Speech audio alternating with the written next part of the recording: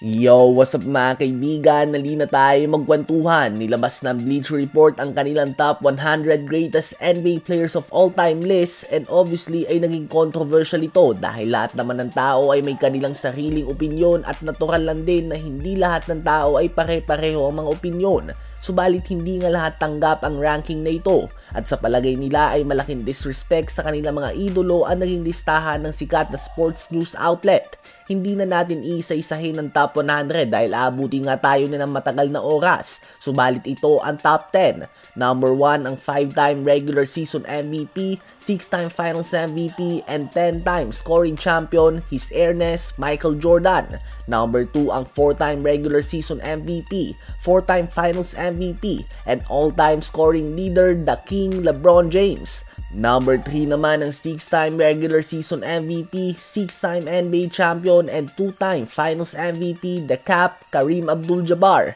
Number 4 naman ang 5-time NBA champion, 3-time regular season MVP, and he played in 9 NBA finals in just 12 seasons, Mr. Showtime himself, Earvin Magic Johnson. Number 5 ang 11-time champion, 5-time regular season MVP, and pioneer Bill Russell. Number 6 ang most dominant player of all time, 4-time NBA champion, 3-time finals MVP, the Big Diesel Shaquille O'Neal. Number 7 ang 2-time MVP and 5-time NBA champion, Mr. Fundamentals Tim Duncan.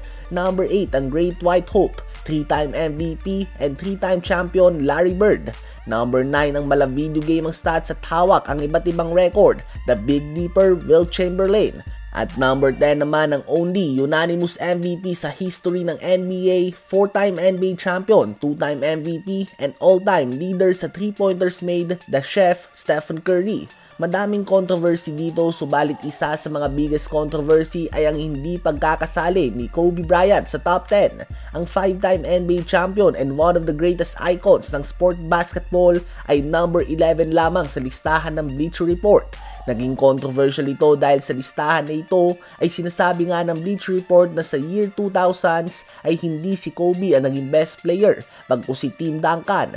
Na posibleng may kaso naman talaga, mas maapil nga sa mata ng fans si Kobe, subalit hindi nito may tatanggi na kung hindi lang nakapasok ang 3 points si Ray Allen ay perfect 6 of 6 sana sa NBA Finals si Tim Duncan tulad ni Jordan, at hindi ito nakapag-miss ng playoffs sa kanyang career kahit na quote boring ito sa mata ng mga fans.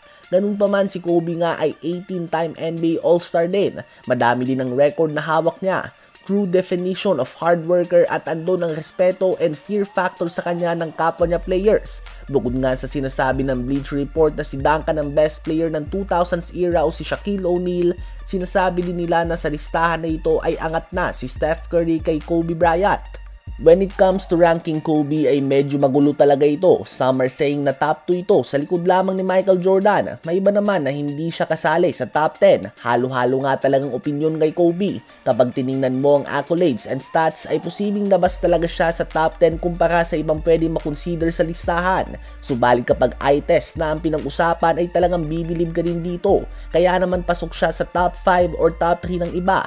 Ikaw ba kaibigan, sa palagay mo ba ay masyadong mababa ang number 11 kay Kobe o tama lamang ito?